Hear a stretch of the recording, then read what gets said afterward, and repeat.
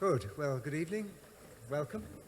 Nice to see you all here in this Refugee Week, which is a very, very special event in the life of the country and the world. And I tell this story as a wonderful person, Kathy Eastburn, who comes here from time to time and leads gong meditations. And she once told me that when she was working at the Refugee Council, Nick Hardwick, who was the chief executive then, said to her, "Will you organise an event for World Refugee Day?" And she had the idea that rather than have a Refugee Day, that we had a Refugee Week, and invited all local groups to organise their own event. And, you know, I mean, that was just a seed of an idea which has become something really very special to, particularly to the refugee and migrant sector.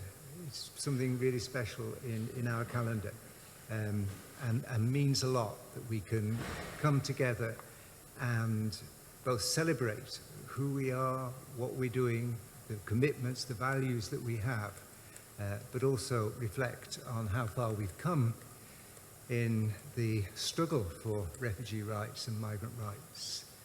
My name's Vaughan Jones, I should have said that. I'm the minister of the church here, and I think would want to say that as a church, the rights of migrants and refugees are very important to us, but not just to us as a local church. Internationally, the churches from Pope Francis and to all of other church leaders regard this as really a major kind of ethical issue of our times. So we're not just here because we're a small group of committed people. We're here because we're part of a worldwide movement, which of course embraces people of all faiths and none, which embraces people of goodwill. It embraces people who are on the move.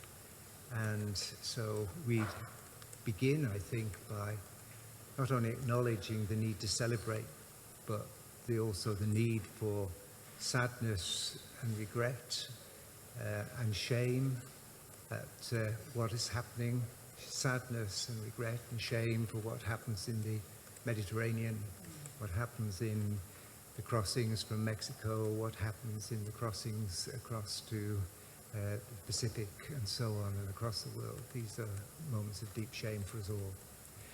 But tonight is an opportunity, I think, for us to share ideas and thoughts. I did say on the paper this is Chatham House rules, and I think it's against the Chatham House rules to film. So we're starting that way. But so I would just say to you all that the filming doesn't include anybody except us. And if any of the speakers suddenly realise that they shouldn't have said what they said and they don't want anybody else to know apart from us, then say so, either now or afterwards to Harley at the back, and we'll make sure that nothing is shared publicly beyond these four walls. But otherwise, what we talk about in this room is for us to have a good conversation with each other. And to share thoughts as people from two political parties, but two parties who we know are committed. So we're not here to score party political points. We're here to try and find answers and solutions. And we have on our panel two other people, Ismail, who has written a report, or contributed very significantly to a report on the situation in hotels, and Julia, who is one of those journalists who we can trust. Say a little bit more, otherwise she wouldn't be here. But it's really lovely, and I know that there are people with real expertise in our audience today. I can see people I know well, and will have much to say. It's called Creating a Welcome Environment, We know that nationally it is a stated policy that our policy is to create a hostile environment. But a democracy like ours is not made up just of central government.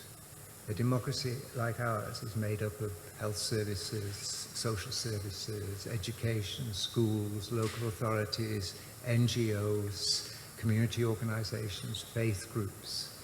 And so if a government in power wants to create a hostile environment, there is absolutely nothing at all stopping us from trying and working hard to create a welcoming environment. So the purpose of today's meeting is to ask how. How can we do that? How can we be engaged? How can we be connected with this issue? And how can we cross the shame and the sadness that we feel about what is going on in our world?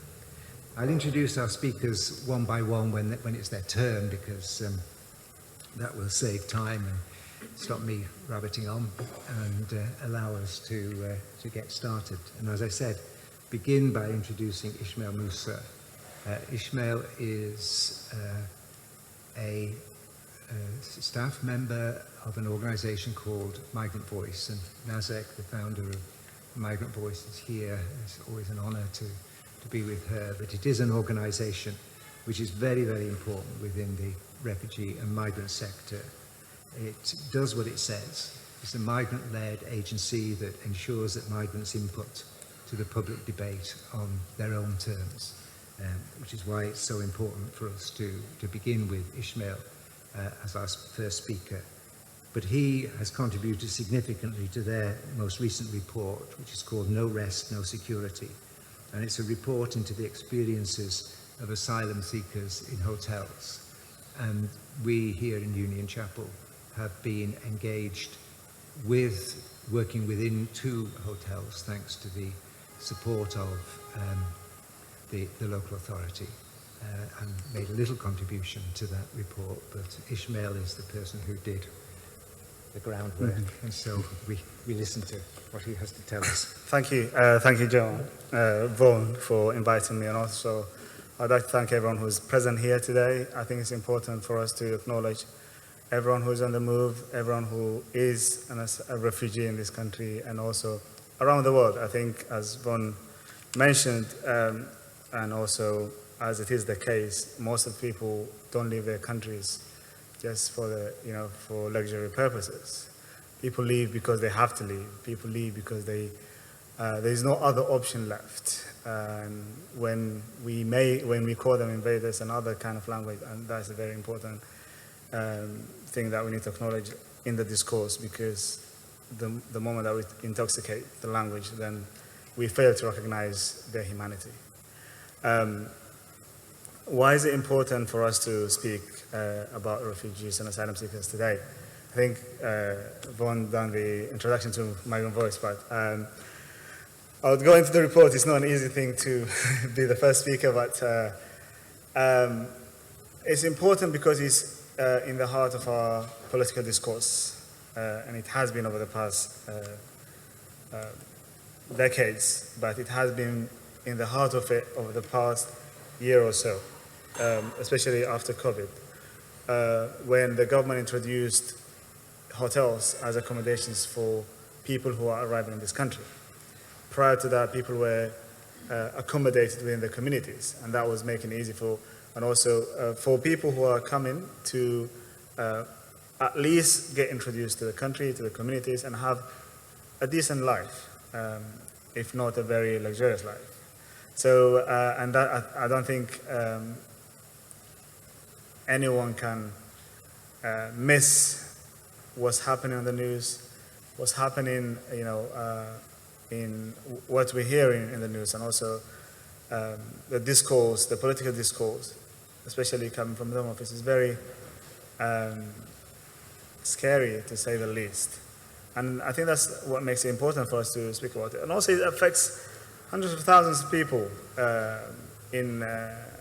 who are seeking asylum in this country, who trusted this country to process them and to give them a safe place Yet when they arrive here, they're faced with another form of torture for a lot of people who probably experience torture. So and I think these are some of the things that we need to keep in mind when we are having this discussion. And we've produced a report almost 2 months now, in April this year, after working on it for about 6 months.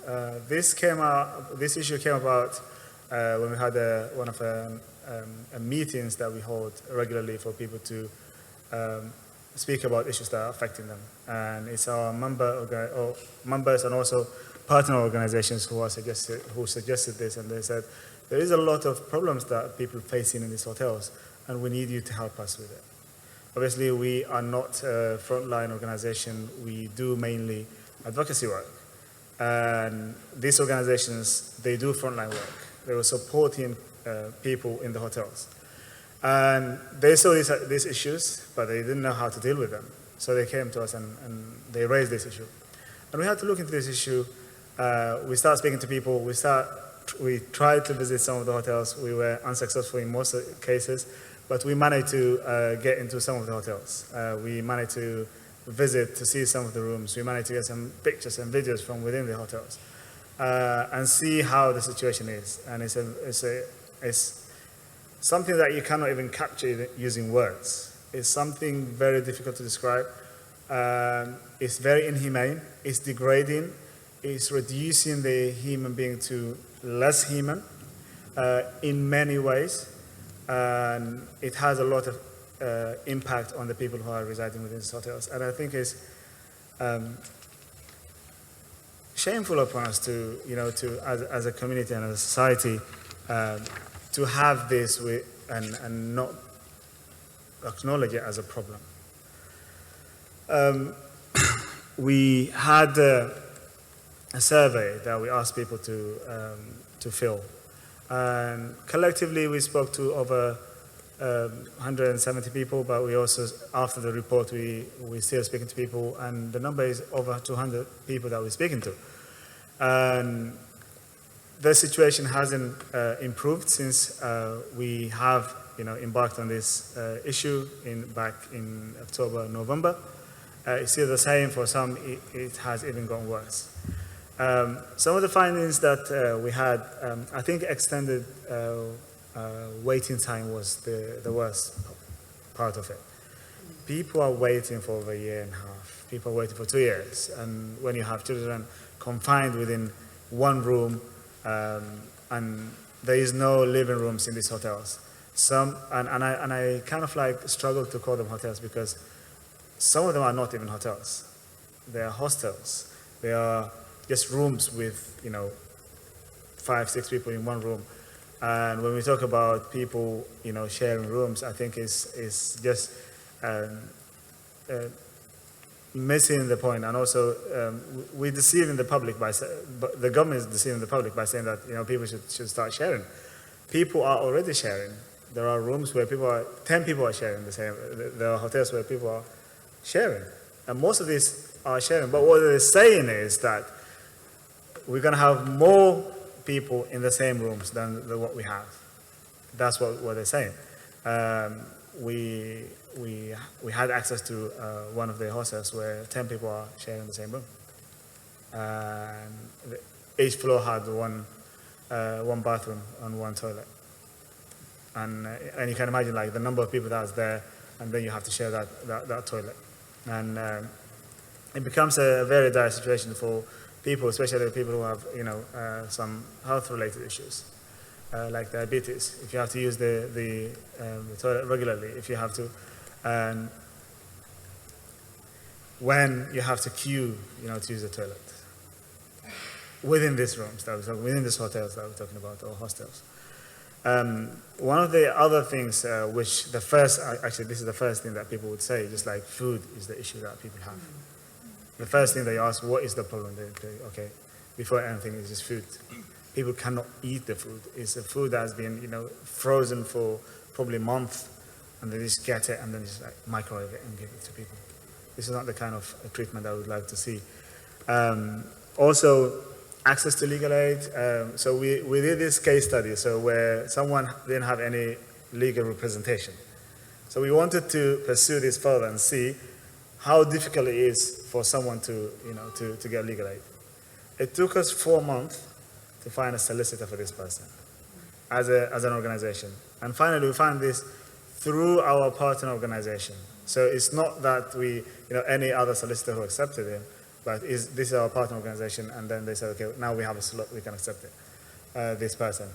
But every single legal firm that we've contacted, they said they cannot do legal aid, and they refused to accept his case.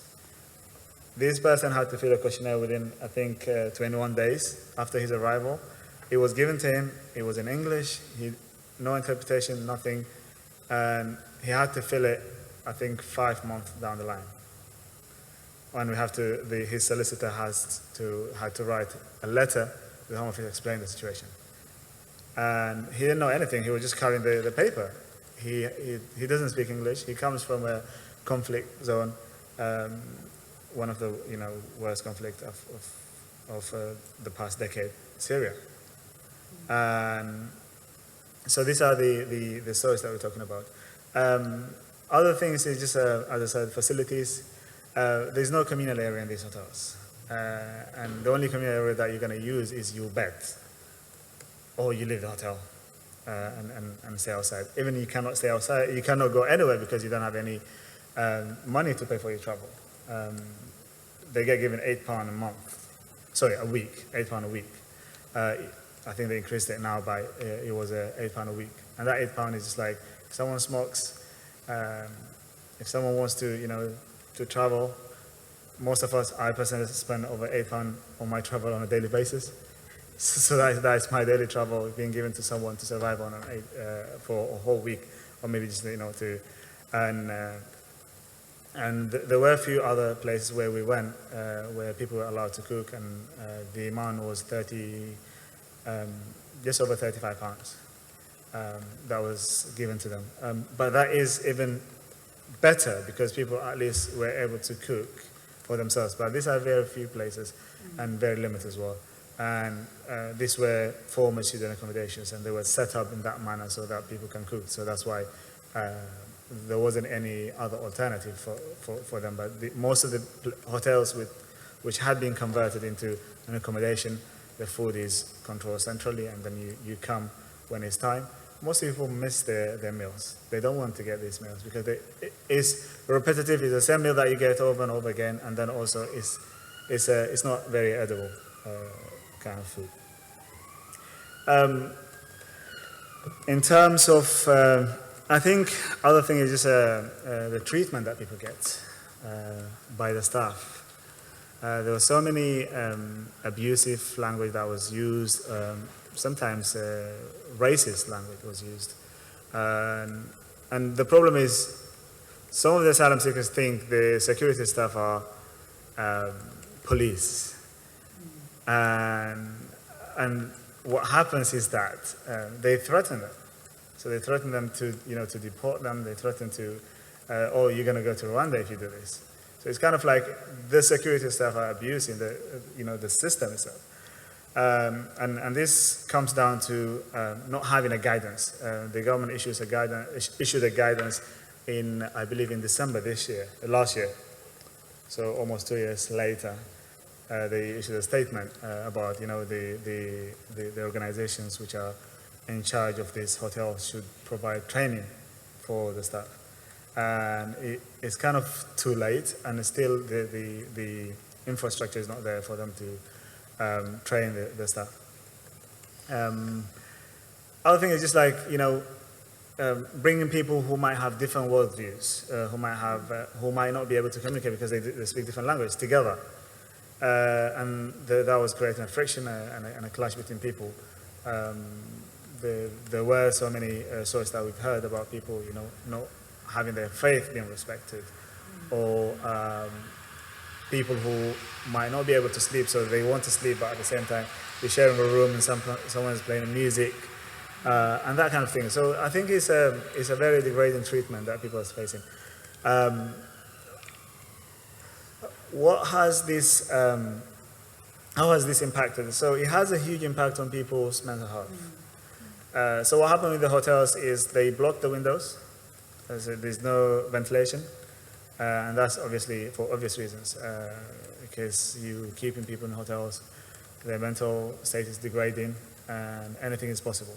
So what they did, they blocked the windows, and the only ventilation access, is just like through the main doors, or the air conditioners, which they don't work, and there are not any fans in these rooms. So that is just like people are confined, and that is affecting their mental health. Another thing is just like in terms of families. Children were kicked out of schools because they couldn't do their homework, because they don't have a laptop. So schools are not understanding of this, and also there is not any form of support that they can get. Homelessness has been one of the issues. So one of the cases that we've came across is that someone was asked that they will be transferred to a different hotel, and this is in the middle of the pandemic, the second lockdown. So they were told, so they had to evacuate the room, and they were asked to stay outside, and so a replacement of that person had came into that room. So the person was waiting, and they were asked to go into a coffee shop, a Coaster, which was nearby, and they said a taxi will come to you at 9 p.m. And we're waiting for that taxi. No one has arrived. They called the line that was the number that was given to them. Long story short, that led to the person becoming homeless for over 50 days. There wasn't any communication. He was asked to go to a Tesco, and then he was kicked out by security that night, and then he became homeless, literally. And no one was communicating with him. And every time he tries to call, because when you call Migrant Help, someone has to answer at any point. But it takes a long way. So it takes about an hour for someone to respond, sometimes even more. And sometimes just like you wait for an hour and then just the line hangs up by itself. It's just because it's an automated system. So that kind of thing. One of the other issues that we found is also in terms of age assessment. A lot of children were assessed as an adult, and then they had to stay in hotels where there are, with adult people, as opposed to, to the accommodations where young people are staying. And then later on, when local authorities assess them, they assess to be, young people. And we have at least two cases that we've come across, that people were assessed later on as being 15 and 17 when they were assessed in the beginning. The first person was assessed as 20 and the other person was 24. So these are the kind of stories that, and mistakes that, let's say deliberate mistakes that people are going through. What are our recommendations? The first thing that we say is process people. Just process people. We don't need the backlog. And you're creating a backlog and another backlog of the backlog, and that is going to go on and on and on. It's like, it's just like replicating itself. And when they say, now that we have another term, the legacy backlog, which is just like playing with terms. This is not a backlog or nothing. It's just like people are staying in the hotels. The same people are staying in the hotel. That's what they should be saying.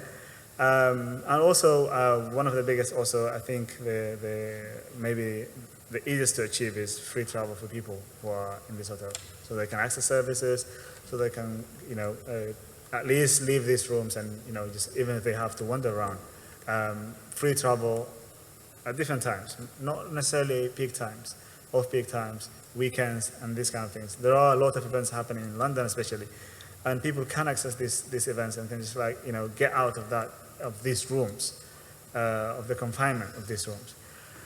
One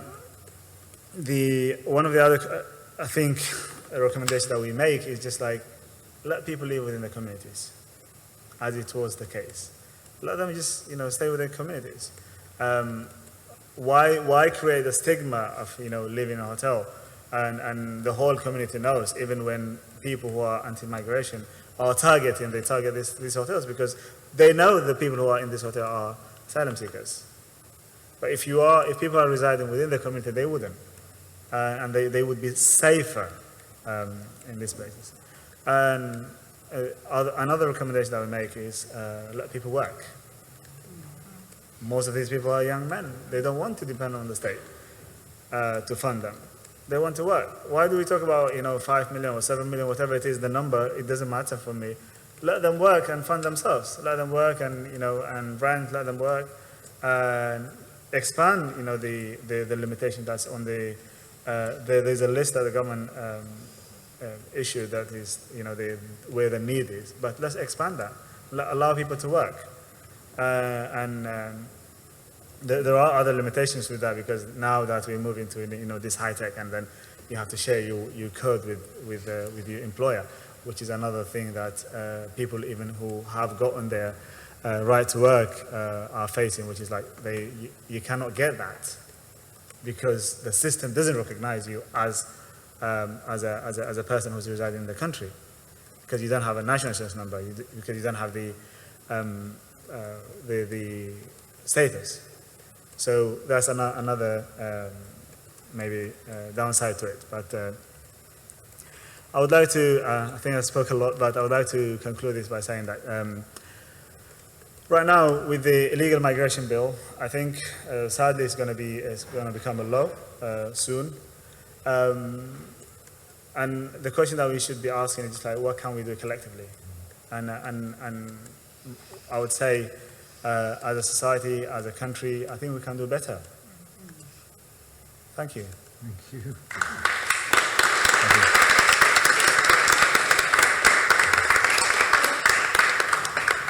Thank you, Ismail. That was such an impressive and succinct and very clear presentation. So thank you very much indeed. And it really does set the context for our discussion tonight. Our second speaker is Councillor Heather Staff. She is the elected Labour member for Laycock Ward, which is this ward. And she's co-migrant champion alongside her ward colleague. And she's chair of the licensing subcommittee. We do have a license. And as it's a hot evening, please feel free to, at any point in the evening, to go and have a drink. But she's also a member of the Policy and Performance Scrutiny Committee. She has her own expertise in migration and refugee policy, political advisor to members of the Labour members of the House of Lords and a Labour member of Parliament. And she's seconded for that through the RAMP project.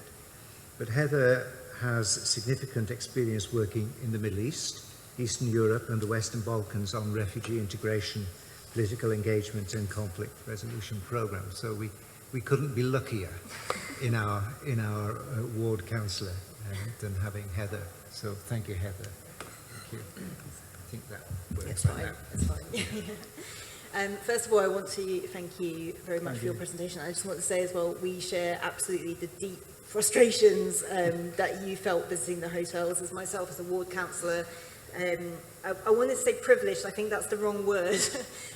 We took a visit, myself and our executive lead for Equalities, Culture and Inclusion, Councillor Rulan Kondoka, who sends her apologies for not being able to be with us tonight. We were able to visit 2 of our asylum hotels in the borough, one of which was okay, I think we give that, and the other one was, I think the word is deeply distressing. I think I came out quite angry and very much feel that frustration with you in terms of how we treat people, in the human dignity of that, and just in terms of as well the practicalities of integration and being able to give people a future during the process, and particularly with the asylum backlog as well, that we all know, as you mentioned, is outrageous and really does need to be dealt with. So I really want to thank you for that and those recommendations. I would say from a council perspective, Islington Council is on the way to becoming a borough of sanctuary. We are very, very committed to being a borough that is welcome and diverse, and we have a very long and proud history of doing that as well. Not always easy. So I think everyone has think of Islington as being something that is very unifying, very diverse, very inclusive. That isn't always the case, sadly, and it is something we continue to work on to make sure that people know that we are all one community. I myself don't like talking about our refugee and asylum community as, that's there. I very much see it as part of, we are all residents, living together, working together, and everyone needs to be help to get ahead in what we're doing.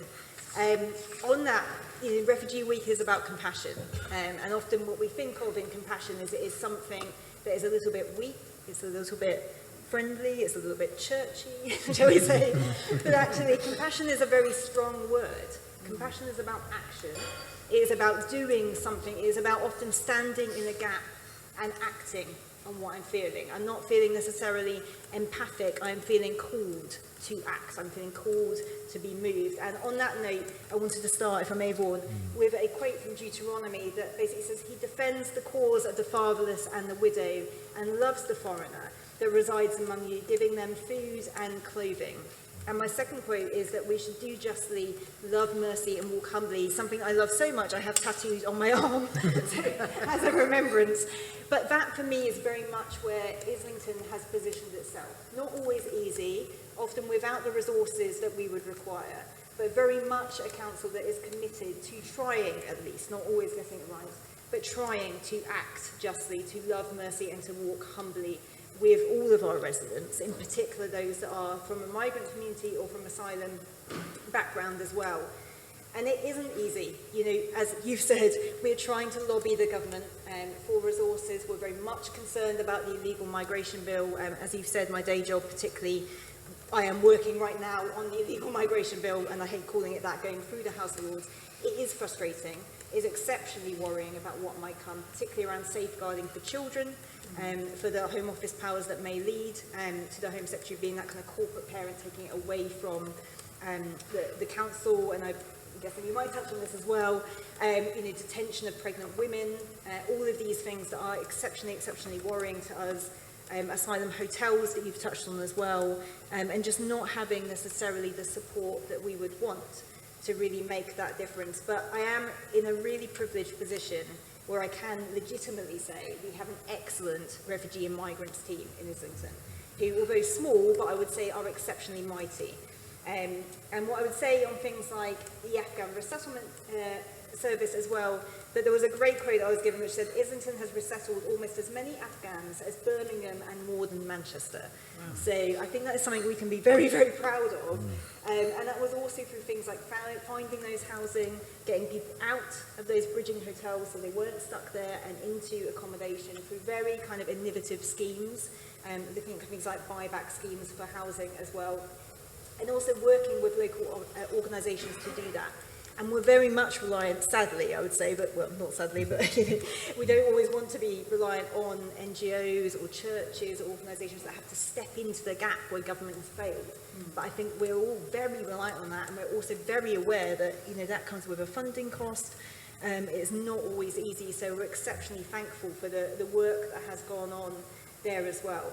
So to date, we have settled 164 Afghans, 32 families across 34 households, 82 adults, 82 children, of which 7 were born here since their UK arrival. So again, it's one of those things we want to be, I'm very proud, but at the same time we shouldn't be in this position in the first place. So it is a kind of tension that I think we all hold in when we do this work. We also have things like the Homes for Ukraine scheme that we all know has been going on as well. So there's over 450 arrivals, 89 children, 150 are still in hosting arrangements in Islington, and around a quarter of those have actually returned to the Ukraine, whereas others have then gone on to their own accommodation. And again, today I was at a refugee event, a kind of celebration, where we had both Ukrainian dancers, we had Afghan dancers, everybody coming together in that sense of we are together. People flee for a variety of reasons, whether that be war, whether that be religion, whether that be political issues, whether that be sexuality. People need that safety and sanctuary that they come to. And again, I would say I'm very proud that people have opened their doors in Islington. I'm aware it's not easy. My own parents actually did. We took someone in, and they live in Scotland, but we took a daughter of some friends of ours. I used to work in Ukraine, and she came to our family and spent a year with us there. And it wasn't always easy. There was a lot of trauma involved. I remember every time a helicopter kind of buzzed over where my parents live, she would generally have a panic attack, or when fireworks were going off. So it was a difficult process. I'm blessed that my dad has actually got a background in psychiatry and psychology, but it was really difficult. But equally, it was something we want she wasn't a guest, she was our family. Like, we brought her in as that.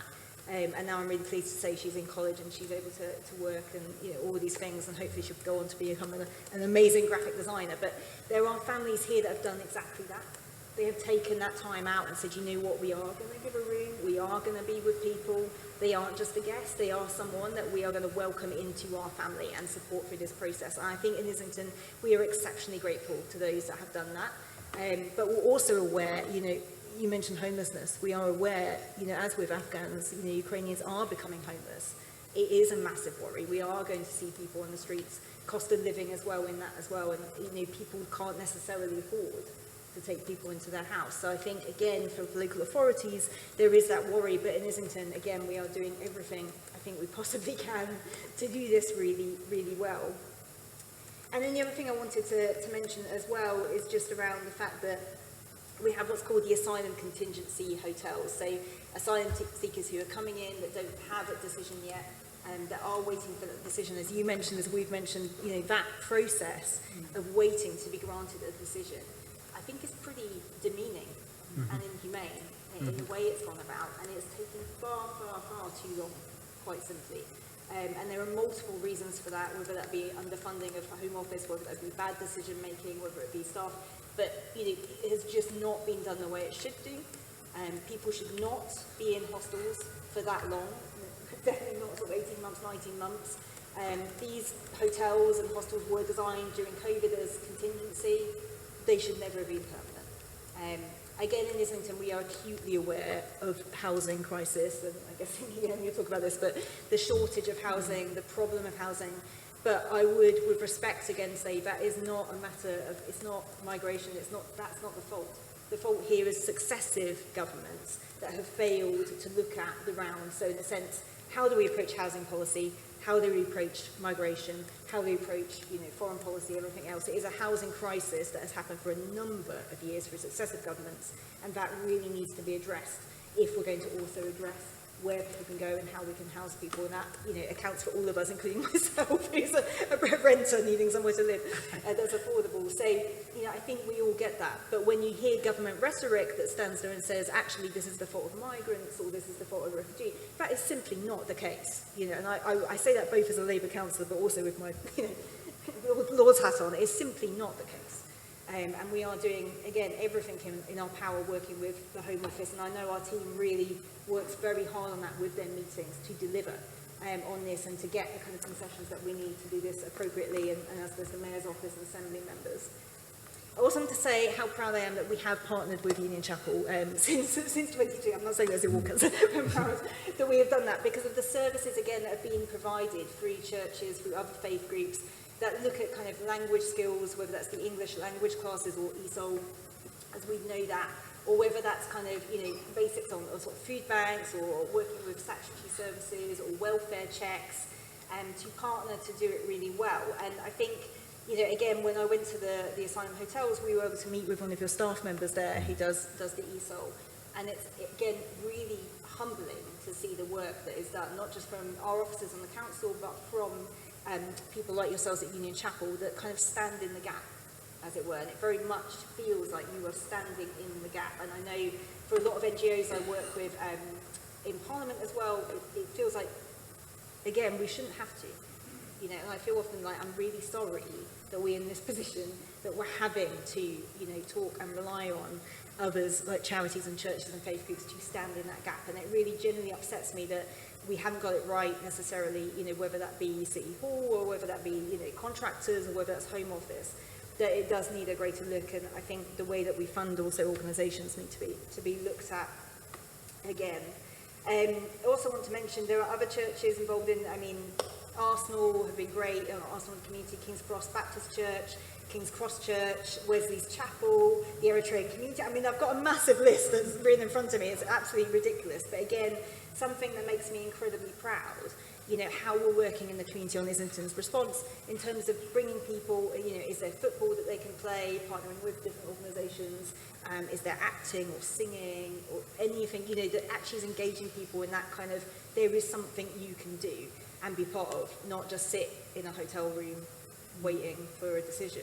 actually, how can we get you out? How can we help you to be part of community? And again, that is very much Islington's stance, is people are part of community. You're a resident from full stop. You're not just an asylum seeker, you are a resident. And I think that for me is where local authorities are trying to get it right, is that kind of attitude. Not all do, but like that certainly is our attitude, that we have that. In terms of our hotels, there's about 28 different languages from 61 different countries, which always amazes me, that we have in there, and 516 of which have been in Islington for over a year. So again, that kind of just shows the problem that there is in terms of decision making and where people can go.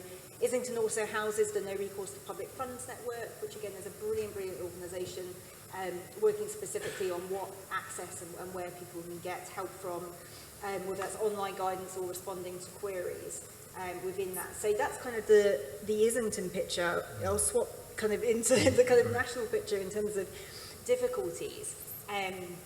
This is where I'm going to try really hard not to swear, but there it is. Yeah. Incoming government's difficulties, or anybody coming into power. I think we all know, number one, you've said it already, we keep saying it, the backlog. It is really difficult. And that also means, sadly, costing. Costing for any government, any incoming government coming in is going to be an absolute nightmare, like speaking practically.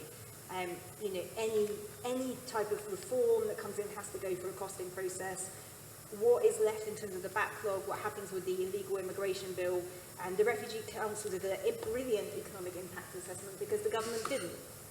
So, and their impact assessment essentially was saying, the limbo that you will create by this bill, because somebody, you're going to detain them in inadmissible, that you would detain them, then they can't be removed because, oh wait, we don't have any deals apart from Miranda, but that's not working. So where are these people going to go? How long are they going to stay for? Who is going to be responsible for people left in limbo? What statutory support are we going to give? How are they going to access something called Section 4 support in terms of destitution support? Who is responsible for this? What happens with unaccompanied asylum-seeking children? What happens with accompanied children, the families? All of these are going to have to be questions that an incoming government has to deal with. What happens to a detention estate that has been massively bloated by this bill, what we don't have capacity for? So where are they going to go? What happens to people that aren't processed? Because at the moment, it's not perfect, it doesn't work, it's an incredibly difficult and horrendous system. But by and large, people are picked up and then they are processed, you kind of know where they are. Under this bill, do we know where people are going? Are they going into illegal work? Are they going to be trafficked? Are they going to be harmed? The bill tears up the Modern Day Slavery Act. It drives a coat and horses, essentially, through the Children's Act. So, and it absolutely rips up our international conventions. So any incoming government has got this massive piece of legislation that they have to work through. And it is not easy, believe you me, to repeal legislation once it's come through. It's not like you can click your fingers and be done. It all takes a process, and hopefully, for a national government that comes in on a legal immigration bill, there may be some concessions, there's a wrangling, but at the moment what we hear is not very much. So what is going to happen in this sense? What is the government's priorities? I love the fact you touched on right to work, and I want to end on something kind of hopeful kind of in this as well. But right to work has been a massive passion of mine. And one of my former colleagues is in the room who know about my rants about right to work. But since about 2018, when the Lift the Ban kind of campaign really started going, it just is common sense. Why would you have somebody who is waiting for a decision for so long not able to work, not able to contribute? It benefits the Treasury, it benefits local authorities, it benefits community, it's good for you. It just is a kind of no-brainer policy, and yet we are so out of step with the rest of Europe and the world. So France, the average now is, there is caveats around this, but France is roughly around 6 months, then you get right to work. Spain, 6 months. Germany, I think, is between, I can't even remember, but sometimes Canada is about sort of from day one. I'm looking at Delessa for assurances, my colleague. But yeah, we are way out of step with the rest of the world and with Europe on right to work. And you mentioned again, the shortage occupation list. I always remember a very funny quote, which was, the shortage occupation list essentially includes a ballet dancer and a nuclear physicist. Was that what it? Yeah, exactly. So, neurophysicist. Yeah, exactly. Rather than hospitality or chefs or, So, why are we doing this to ourselves and why are we doing this to other people? And I want to go back to that quote again about doing justly, loving mercy, giving food and clothing, defending the fatherless and the widow. And that is why I'm glad you're doing this, you know, as a church community and putting this on, because for me, right to work is absolutely just. It's absolutely just. It's what we should be doing from day one. And when I first heard about this campaign again, one of the first things that stuck with me was a story. It's not actually ending on a hopeful note, sorry. It was a story of an asylum seeker. He'd come in, he wanted, he got asylum support, it was very low at that time.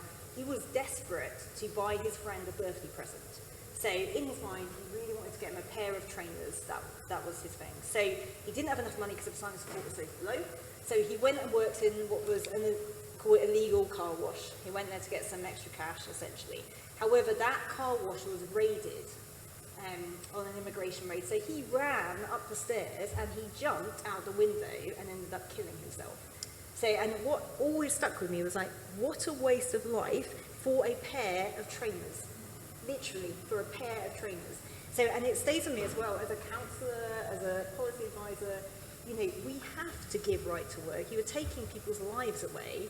You are affecting everybody around you. It is the right thing to do, you know, with this badge, with any badge. And so that is where I would say very much in terms of our welcome in being that community of integration, we have to get this right. It's not just about you or me or who believes what and when.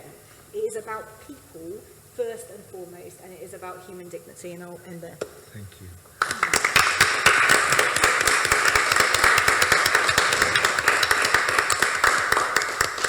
Thank you so much. And it's just so clear that there are ways forward, there are ways of doing this, and we don't have to be bound by what exists, that there are very practical things that can be done to change the situation. Please keep going for drinks if you need them, because I know it's very hot in this room.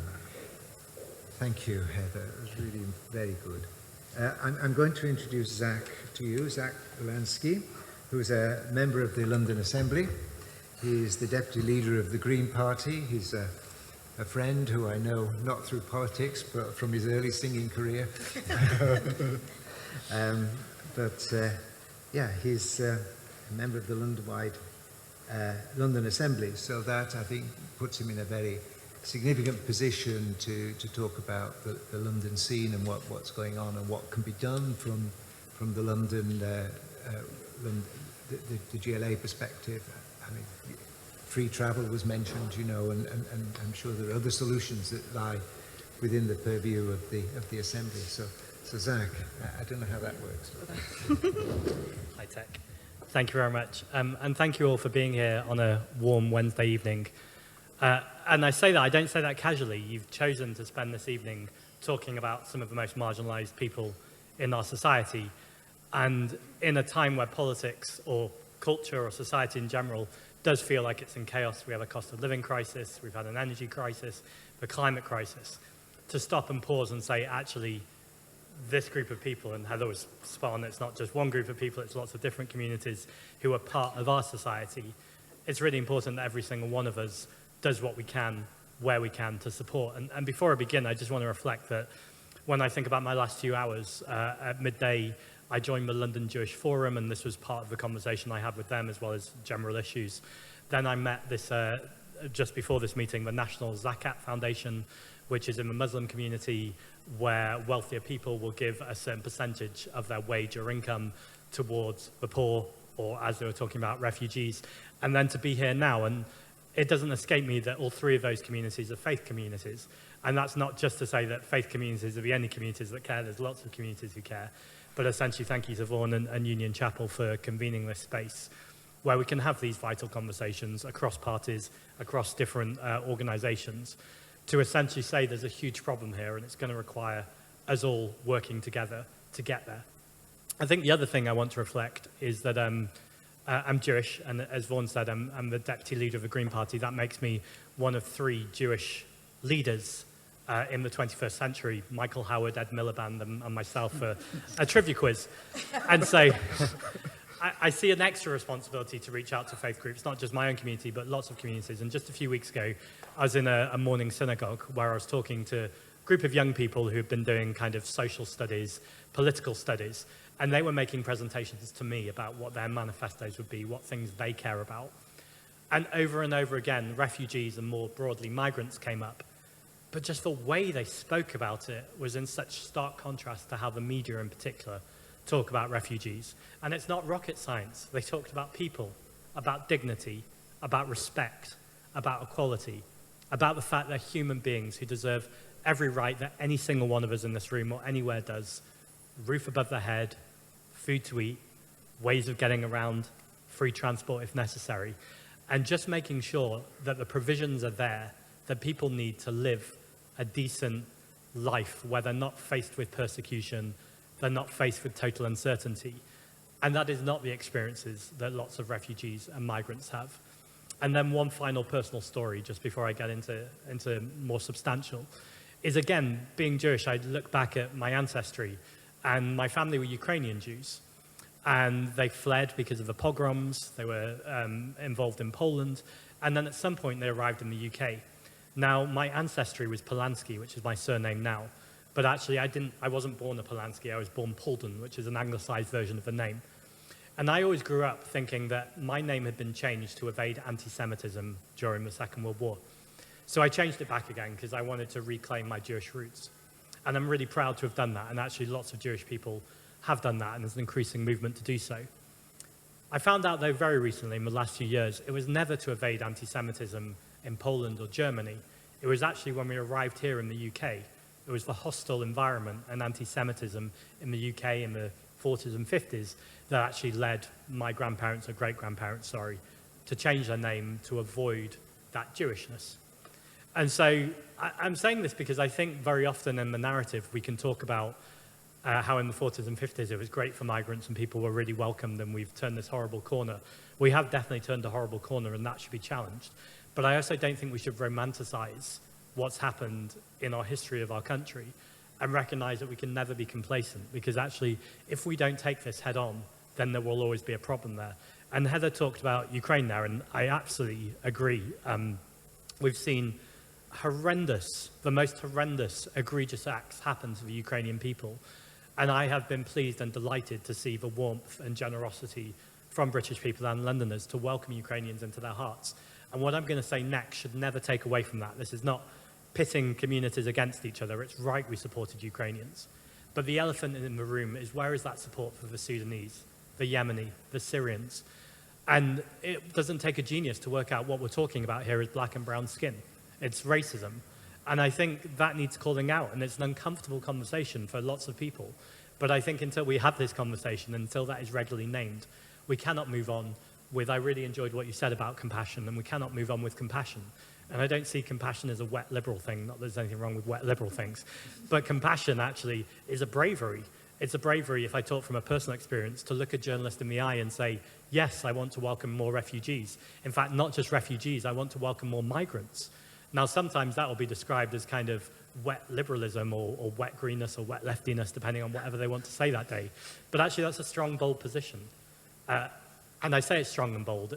I nearly say it's courageous, but it's not courageous, it's correct. And I think it's incumbent on all of us, whether it's in politics or civil society or within faith groups or community groups, to take those correct positions. And even when they're difficult or awkward or uncomfortable, to make sure we're constantly having that conversation, that we're taking people with us. Not that they feel like they're being talked at. This is a general problem in society, that people feel consultation is notification. We should never tell communities this is what you're going to get. But actually, we should talk alongside communities about the benefits of migration, about the benefits of multiculturalism, what this can bring people, and counter those anti-migrant and anti-refugee narratives that have been gone far too long. And it's vital we do this, because if you're coming from a perspective that seeing black and brown faces of people you don't recognize in your community is a problem, then the stark honest truth is it's about to happen a lot more. Whether it's the climate crisis, we've seen in Canada, the wildfires. Last year in the UK, in London, we saw the worst day for the London Fire Brigade in terms of call-outs since World War II because of wildfires. I was just in York 2 days ago, where they've experienced some intense flooding recently. We're seeing these climate events happen right here in London and across the UK, but actually they're happening no more than in places in Africa. And in fact, there's lots of studies to show that there'll be whole areas of the Horn of Africa that will be uninhabitable. So there will be this mass climate migration. Now, I'm from the Green Party, so as you'd expect, and I'm sure Heather will probably agree that, I'm certain will agree, we need to reduce our emissions. And I won't go off on one about a climate talk, that's a different talk for a different time. But there is no climate justice without social, racial, and economic justice too. And the truth is, as much as we need to reduce our emissions, a lot of the damage has been done. And we will see climate refugees increasingly in the next decade or so. And so we need to be ready with this narrative to be welcoming people and to point out that very often it's our country in the West, due to empire, due to the post-industrial revolution, that caused a lot of these emissions. And we have a moral and ethical duty and obligation to welcome these people and speak out as clearly and authentically as we can to make sure people are welcome. And beyond that too, there is the whole issue of LGBT rights. We know that lots of areas in the world are still not safe places for people from the LGBT community. And again, coming from that community, I don't think you just have to come from that community to empathize, but I do think it gives you another perspective where we need to be making it very clear that people are welcome here when they're fleeing conflict or persecution. And this government's plan, or what is now in action, to send people to Rwanda is despicable and particularly triggering for people from an LGBT community to another country that itself we've condemned for their LGBT abuses. Not to say that this country is perfect on those issues either, but this is still, again, about us doing better, and we must do better. I think, so I spoke at a protest a couple of weeks ago, and in my time as deputy leader, I've done protests where I've spoken to tens of thousands of people about climate protests, but there was probably about 12 people, so it was a very, very small protest. But as well as me talking, the other people speaking were refugees. There was a woman from Syria and a woman from Sudan. And when the woman from Sudan was talking about her experiences of getting to this country, her children were playing just behind her. We were outside the Home Office protesting their Stop the Small Boats. And they were just playing with a dog. There's a little kind of river by the Home Office, a water feature and some grass. They were just playing, and it was a warm day. And you just saw this woman talking, and you thought there's absolutely no reason why every family fleeing persecution shouldn't have that experience that her kids are having right now, to just be able to play and be children. And actually has come up time and time again. There is no logistical reason why that cannot be the case. And when we talk about backlogs, I think I take what Vaughan said about not making political points, but it's also impossible to talk about this without criticizing the government, because I know that's not necessarily what you're not telling me to do. Yeah, I know, I realized. But this is 13 years of austerity, 13 years of a government. They've been callous, cruel, they're out of touch, they're out of ideas, and they're out of time.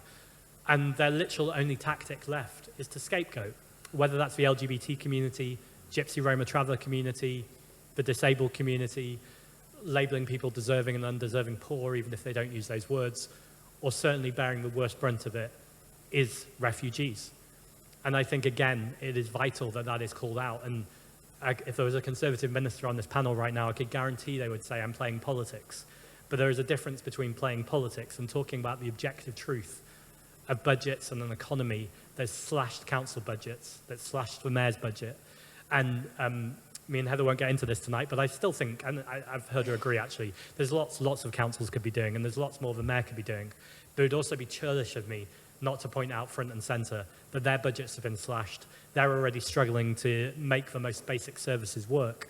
And so this becomes an extra thing to do as well. But we also know that when I knock on doors, or when you talk to anyone and you hear them say things about migrants that they've read in the Daily Mail, you know what they're really saying, and it's a legitimate fear, is I can't get a doctor's appointment, or can my kid get to school, or I had to wait so long for the bus because it was crowded and there was too many people on it, it was too expensive.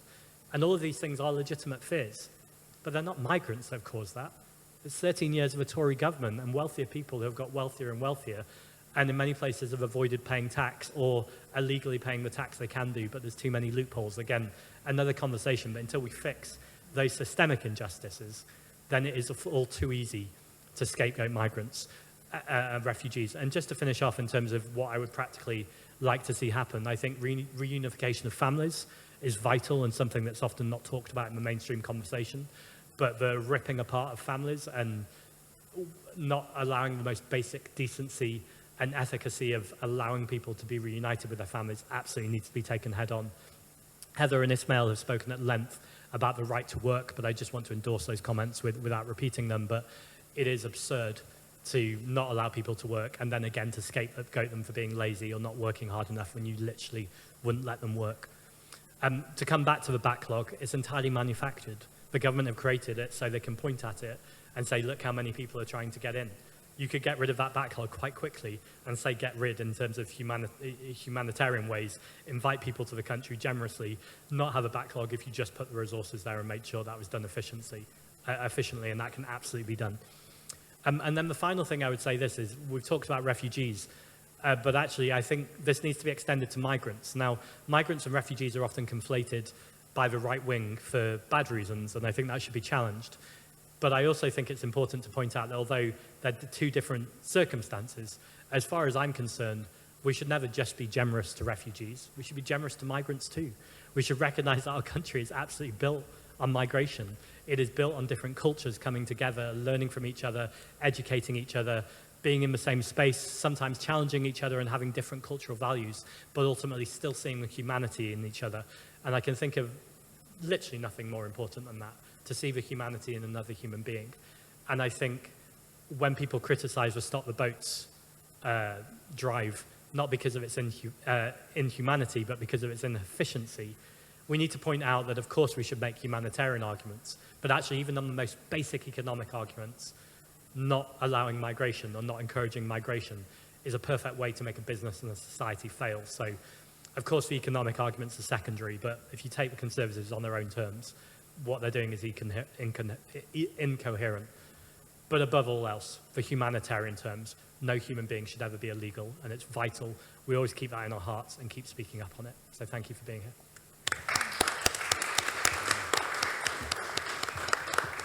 Thank you, Zack. I mean, we've heard from two passionate and compassionate politicians, and it sort of belies the common view that they're all the same. They certainly are not, and we're very grateful to both of you.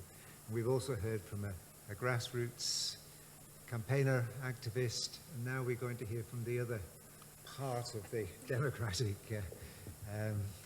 structure, which is the journalism and the media. And as I said, Julia, who has spoken here before, Julia is a award-winning journalist, a BBC journalist or former BBC journalist, but also somebody who has reported a lot about persecution of people of faith, and has reported a lot about human rights situations in various parts of the world. So we know that she's a very dedicated, very committed journalist, and somebody who, as I said, I felt very confident of inviting her to join this panel. There are plenty of journalists I wouldn't have had the same confidence in. But Julia, thank you so much for coming. Thank you for inviting me, Vaughan. And again, I want to echo the thanks for you coming tonight on Midsummer's Night. There's lots of other things you could be doing, so it's really good that we're here. Gosh, I sometimes feel when I'm invited to these kind of things, you know, the media, and I often feel I'm the baddie in the room, but I want to be really clear. The media is a vast, vast industry, and I happen to have been in a part of it that I would say has actually had its heart in the right place, certainly in my time. I actually should be clear, I left the BBC over 10 years ago, so I can't speak to you about current conditions or what's happening or whatever. But I often say to people, I sort of have the BBC DNA right through me, and what that consists of is the training that I received when I joined the World Service at the age of 21. And when I joined the World Service, I was pretty naive about the world. I'd done a little bit of travelling, but not really much.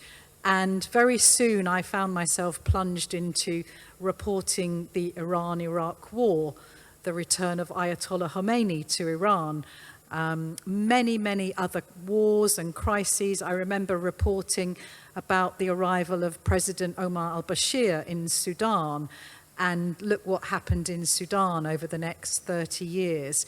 I also followed what's happened a lot over the last many years in Nigeria. And I remember back in the 80s, when I started my career, I used to report about the Sahel, the Sahara, and the climate crisis that people were already seeing as the Sahara was encroaching because of desertification, and the fact that people were already climate refugees even back in the 80s, when really none of us even thought about that. And I remember I was in Sudan during the Darfur crisis. I wasn't actually in Darfur, but I was in Khartoum, and the Amnesty team came in. They stayed in the same hotel that I was in on their way to Darfur. And I remember my aunt, who was in America, interestingly, she married an Egyptian who she met at the Olympic Games. He was an Egyptian basketball player. And that's a wonderful story. She was a waitress in the Olympic Village and met this tall, good-looking Egyptian guy who she subsequently says had nothing to do with the fact that she applied for a job teaching English in Alexandria Girls High School the following year. But anyway, she was now living in America. She was in her 80s at the time. And she said to me when I was in Sudan, she said, "Julia, how do I explain the Darfur crisis to my friends?" She was by then the Dean of International Relations at an American university. And I said, "Explain to your American friends that it's their gas-guzzling vehicles that is causing part of the crisis in Darfur." So it's wonderful to be with someone from the Green Party, because I think we don't actually connect, we don't always compute that what we do, and particularly to do with the climate, what we do in America, in England, has effect in other parts of the world. I just came back about 10 days ago from Morocco. I was traveling I was speaking at a conference for women from across the Middle East that was hosted in Morocco. And while I was there, I took the opportunity, we traveled in the south of Morocco, southern Morocco, and I picked up the guidebook and I said, "Oh, it'd be wonderful to go and visit these palm groves along where the rivers, run through the valleys." And our driver said to us, "I can't show you the palm groves anymore. The palms have all died. They're all dead." And so I read in my guidebook, which admittedly was 15 years old, because I'm one of those people that keep old guidebooks. And I said, "But it says, these palm groves have 1,000 palms." And he said, "Well, maybe when your book was written, not anymore." And he showed us. And these palm groves didn't exist. They were just completely dried up riverbeds. The palms that had been growing were dead. They were literally, you could see these sort of stumps of trees.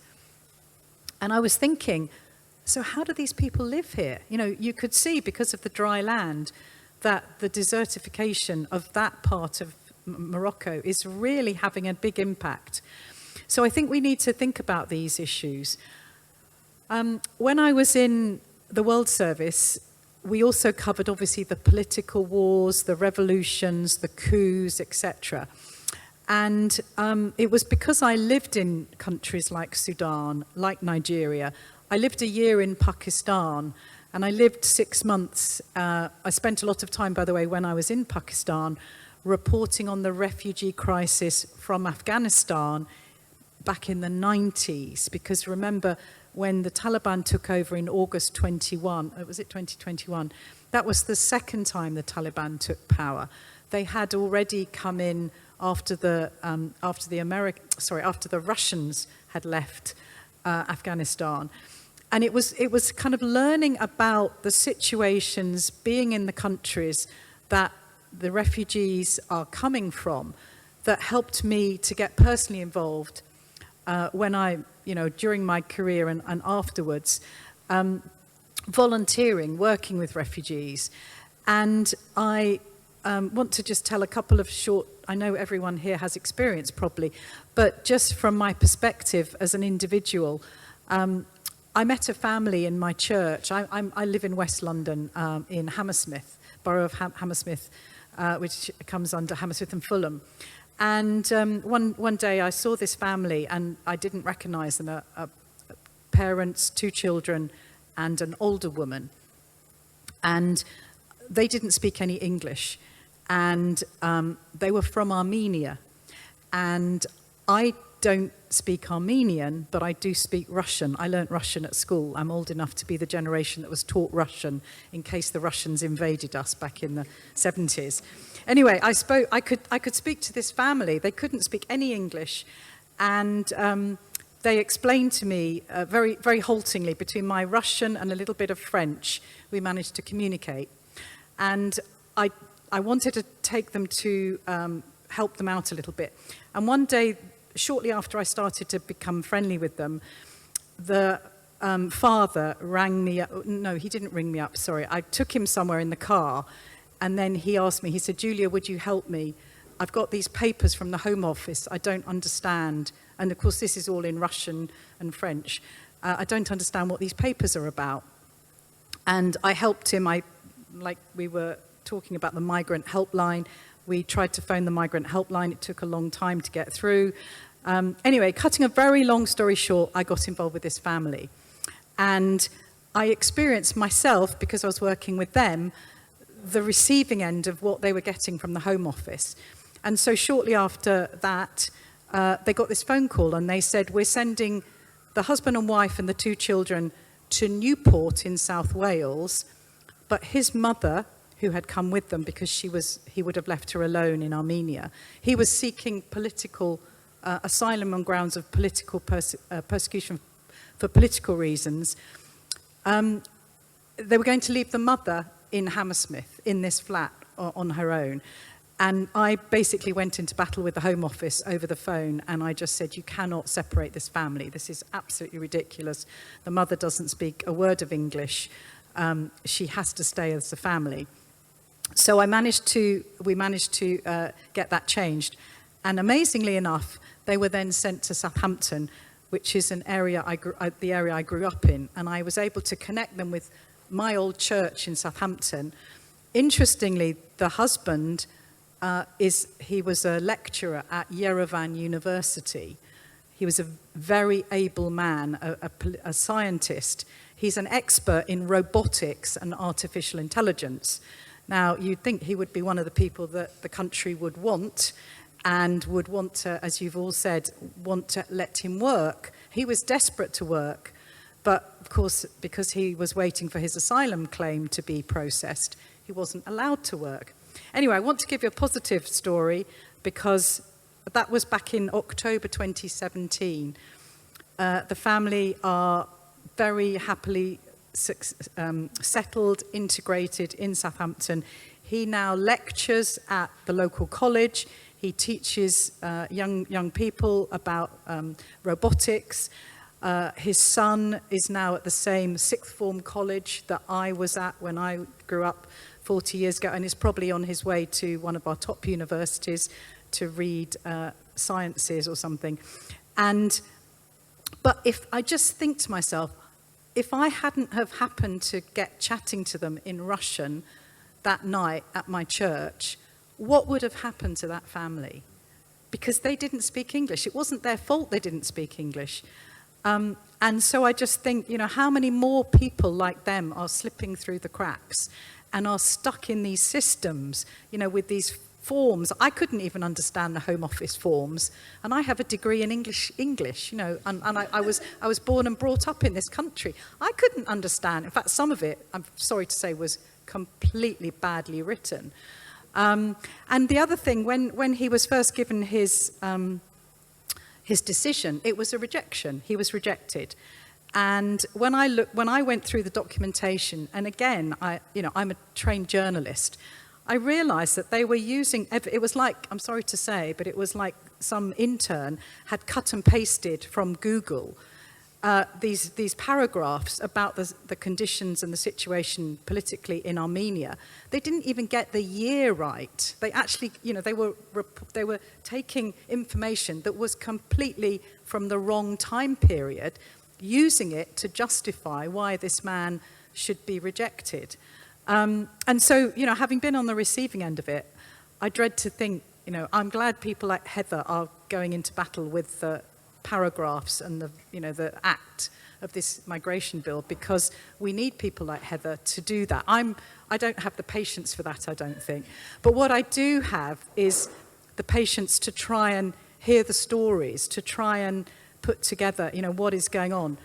On that, today, I was at another conference, and I was talking, it just happened, a woman came and sat down next to me, and she said, I can only stay until lunchtime. And I said, why is that?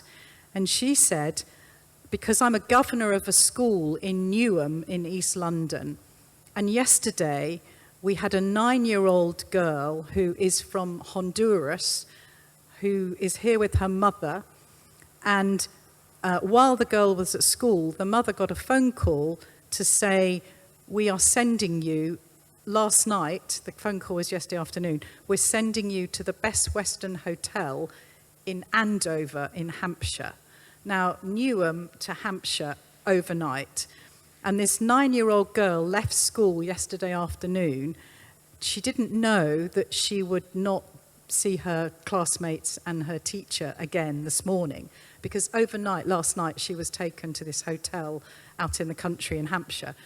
So my new friend, Rebecca, went off from this conference, and she said to me, do you know anyone who lives in Andover? And I said, actually, I know one person. So I messaged my friend in Andover, and I said, do you know anyone who could help this refugee mother and daughter? And I got a reply back, and I've already connected them. But again, it's just like, why do people like me and others and you, and why are we picking up these individual cases and having to try and make up for our system that is just so inhuman, as you've said? And I just keep thinking, that 9-year-old girl, I don't know what trauma she's already been through, but how is she going to trust anyone when she's just been yanked out of the school that she's been settled in? She's been totally overnight, everything she's known in Newham has been taken away from her. And now she's got to start again when she's already been traumatized. She's already come from Honduras. Goodness knows what her journey has been like. So I know there's lots of issues with the media, and I know that we can really criticize many of our tabloid newspapers, etc. But I also want you to be thinking yourselves, how can we tell these stories? How can we get these stories into the media? Not only the negative stories, but also the positive stories. The story of my friends, the Armenian family, because I think that's what we need to do. And I think also we as individual church members, I happen to be a churchgoer, I know that there are amazing things happening in many, many churches around refugees. My own church in Hammersmith, we hosted for over a year a refugee drop-in centre during COVID. We have people who teach English, as Vaughan, and here we do at Union Chapel. And I loved the fact that Heather gave you the list of churches in this area who are working on that. And I think we need to get cleverer at, how can we integrate? How can we not duplicate? How can we, my big thing is signposting people. How can we give them information? How can we ensure that people, if we're not offering a service that a particular community needs, how do we make sure that we find other people who do offer that service? So I think I'll stop there because I know we've all talked quite a lot, but I just want to share my personal experience, and thanks for listening. I mean, tonight is a real treat, isn't it? I mean, we started in local hotels and we ended up on the global stage, moving around from the borough to the city to the world, and then back down to just interpersonal connections with people that we meet sometimes casually. And in a way that sort of maps out the welcoming environment that we're trying to create and determined to create. That it really is a network of people. It does exist, that these welcomes are happening, and our fear is that too many people are not encountering them, and we need to double our efforts and ensure that more people are. So thank you again to all our speakers, but I know as I look around, there are people with a lot of expertise as well in this room, and my colleague Brian has got a microphone in his hand, so please feel free to make a comment or ask a question. Okay, that's it then. Oh. There you are. Hi, thank you so much for putting this on. It's been really, really interesting. And to the speakers, they're all really wonderful speeches. I was wanted to, on a bit of a personal level, my name's Arthur Lewis, and my grandfather was Peter Zeffman, and he changed his name halfway through his life to escape anti-Semitism in the 50s, and I'd never really thought about it, how you described it, Zack, so thank you for talking about that. I had actually 2 questions for the panel, because I think they know far more about this than I do. But one, we spoke a bit about the costs on environment and about the right to work and reducing it to, I think you said that Germany was a month, or reducing it down to 6 months. And I wondered if maybe the panel could speak a bit more about sort of rolling back the hostile environment and perhaps more abolitionist approaches to these things, such as getting rid of the right to work or getting rid of right to rent and things like that, sort of decreasing the amount of reach that borders and immigration have in our lives and in the lives of other people, and sort of reducing what it means to be a migrant, and maybe how we can do that moving forward. And the other thing that the panel touched on in various ways, either through experience or through connections, is the role our voluntary sector has played in the response to the refugee crisis, and the amount of expertise that there is in that sector, in our community sector. And if we do get to a point where the refugee and migrant sector has more money in the future, and local authorities and central government can provide more services, I was wondering how we envisage doing that in a way that builds on the capacity that the voluntary sector in our communities already has, rather than sort of taking the approach of saying, we're the government, we've got it from here. And I wonder how we can sort of envisage that in a way that uses that expertise and perhaps leaves us in a place in many years' time when that voluntary sector is even stronger than it is now. That's really important. Thank you, Arthur. Arthur's one of the people who were praised during the course of that header's talk.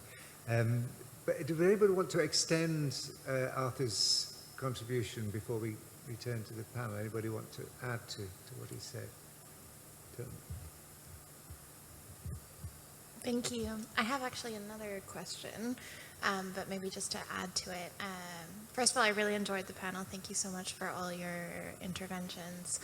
I was really struck by how almost in all of the different presentations there was indications of the welcoming that is played by different people in society. And it's interesting because when you look at public opinion polls often on migration, we find that the public is more open and more generous than our sort of political climate allows. And I wonder, from your different perspectives, how you think we can interject and build on this public sentiment that we know is often very much more balanced, at least, than the political climate is in the UK, and what more we can do to insert the views of ordinary people into what is otherwise often a very toxic political discussion. And one more before we go to the panel. Anybody else want to? Catherine.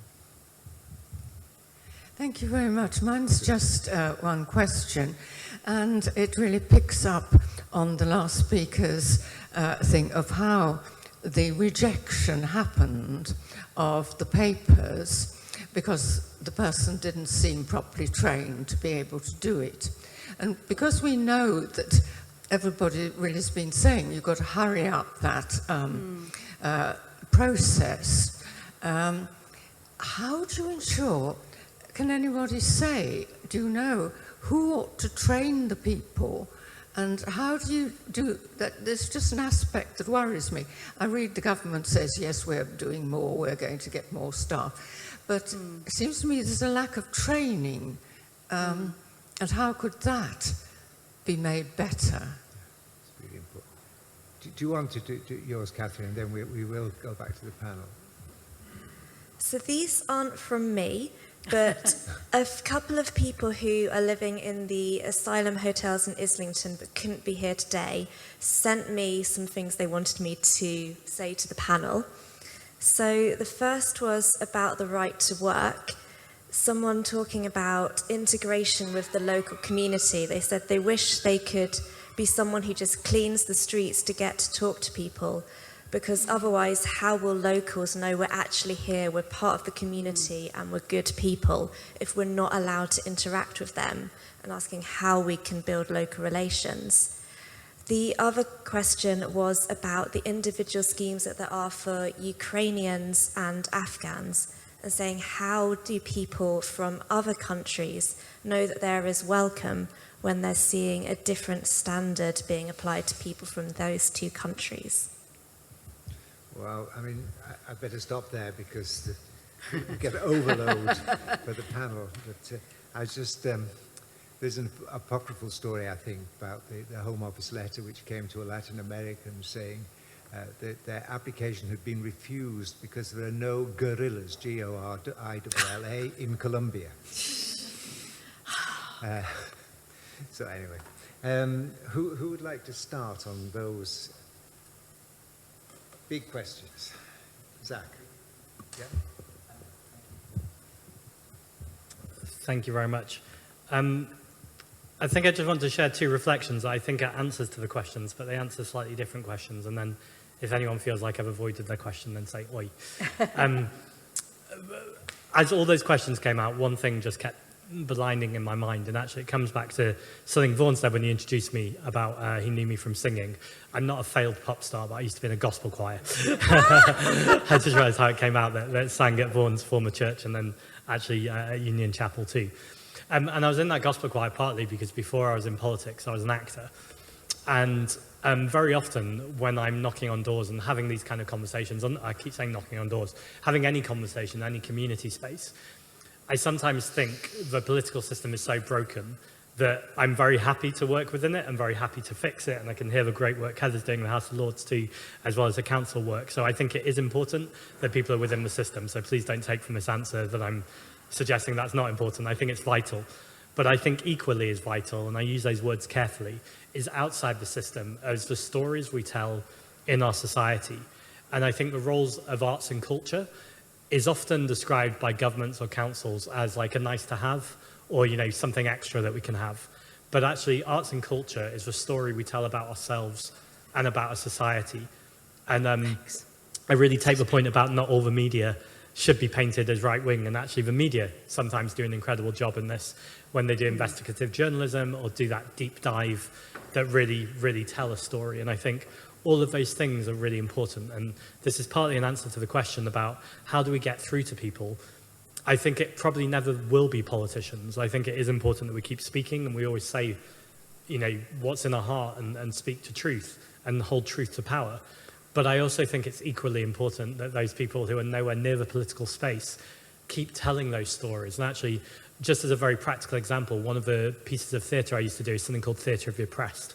Very quick 30-second kind of theatre lesson is Theatre of the Oppressed was created in South American favelas in the 70s. So it was working with marginalised groups where you would gather groups of people together and they would do what they called rehearsing the revolution. So they would find who their oppressor was. One actor would play the oppressor, and then each audience member, if they chose, would come up and challenge the oppressor.